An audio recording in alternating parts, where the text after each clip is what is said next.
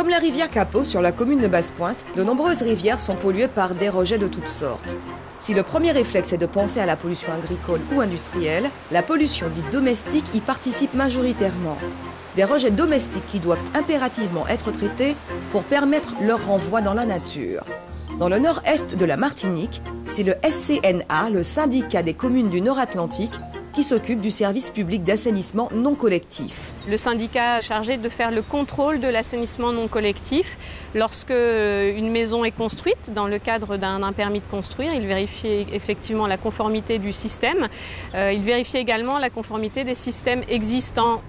Toute l'année, Christine Morin et son équipe sillonnent les routes de la région pour conseiller et contrôler la conformité des équipements. À l'instar de l'habitation Pécoul, les systèmes vétustes doivent être remplacés.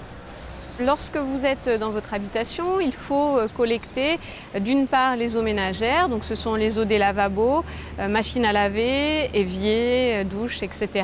Et également ce qu'on appelle les eaux vannes, donc les eaux des WC, qui sont collectées, ramenées donc dans un premier élément qui s'appelle le pré-traitement, qui est la plupart du temps une fosse septique, qui sert à débarrasser les eaux de toutes les matières solides. Après la fosse, donc, qui fait 8 mètres cubes, nous arrivons sur 2 filtres qui vont effectivement traiter la pollution qui est dissoute dans les eaux usées. Donc on ressort à la sortie des filtres avec une eau débarrassée à 80-90% de sa pollution et qui va venir finir son traitement dans l'aire de dispersion par le sol. Depuis 2009, les services techniques du SCNA assurent le suivi de l'assainissement non collectif de 8 communes du Nord-Atlantique. Tous les ans, près de 300 permis de construire sont déposés sur le territoire et bien souvent, les services techniques du syndicat rendent des avis défavorables.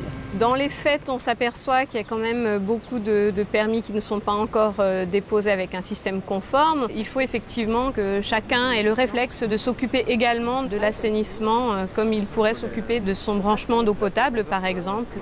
Et sur les 50 nouvelles installations vérifiées chaque année, seuls 5% sont conformes.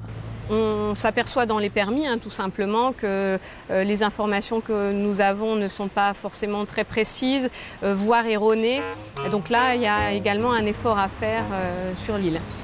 Pour mener à bien sa mission, le SCNA est épaulé par une équipe du SMDS, la Société martiniquaise de distribution et de services. Bonjour.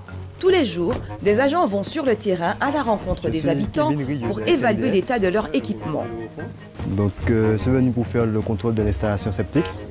Donc, ça consiste à voir où partent les eaux usées et où se trouve la fosse et tout. Donc, là, je veux bien me voir la fosse. Donc, ça y est, là. Il y a 3 plaques de 1 mètre de large. Les salles de bain sont par là, hein? Oui, les salles de bain. Donc, il y en a combien? Il y en a 2. Oui, 2.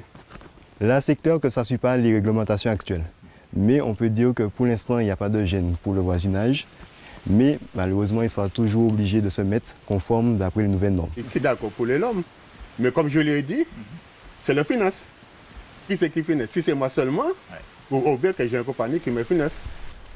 L'achat d'un système d'assainissement conforme aux normes actuelles coûte de 6 500 à 12 000 euros. Ce sont des sommes colossales qu'il faut anticiper.